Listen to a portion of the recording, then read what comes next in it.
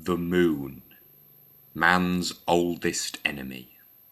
It thinks it's so big and clever, controlling our oceans, creating werewolves and prog rock. For millennia, mankind has tried to build structures to reach the moon and teach it a lesson. This is the story of how humankind had the last laugh. On July 20th, 1969, the world took a break from drinking at work and being sexist to witness a miracle of science. A crowd assembled in the USA, a country sandwiched between Canada and Mexico. 3 brave men were about to take the most profound boyhood fantasy that doesn't involve sex and make it a reality. Neil Armstrong, capsule commander. Buzz Aldrin, karate expert. And the other one. As they hitched a ride to the launch pad, they knew they would make history, either by failing tragically or, ideally, by landing on the moon, which is, after all, what they were paid to do. They were to command the Apollo 11 space rocket, named after Apollo, the Greek god of space rockets. Millions gathered as the countdown drew near. 10, 9, 8, 6, 7. Correction, that's a 7. Hold on, I will start on 8 again. And no, fair enough, they've gone for it. Fair enough.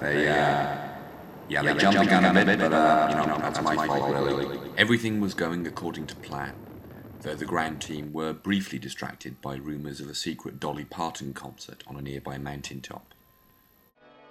As the less photogenic members of the crew were discarded, the remaining astronauts reached out to touch the face of God/the moon.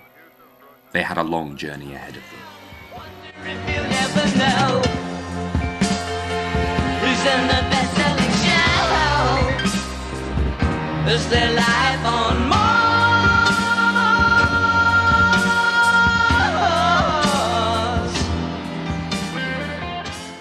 Everything on board functioned well. The ship's computer only tried to kill the crew once, although it did insist on updating to the latest version of iTunes, even though it obviously isn't as usable as the older version. There was a brief panic when the crew lost radio contact with ground control, but nerves were calmed when President Nixon revealed he was secretly bugging the ship.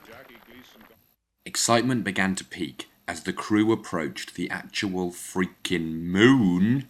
There were a few minor problems as the craft neared the surface, but soon the landing craft was dispatched. Neil Armstrong descended the ladder and uttered those immortal words.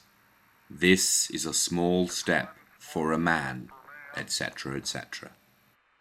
The crew were relieved to find that the moon was an American, but after a brief look around, they also found that the moon was quite boring. Back home they had disco music and surfing. They took some samples for the rock perverts back home, and then they got the hell out of there.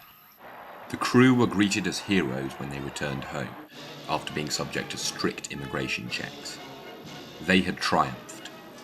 Humanity 1, Moon 0. The question now is, where shall we dare to go next?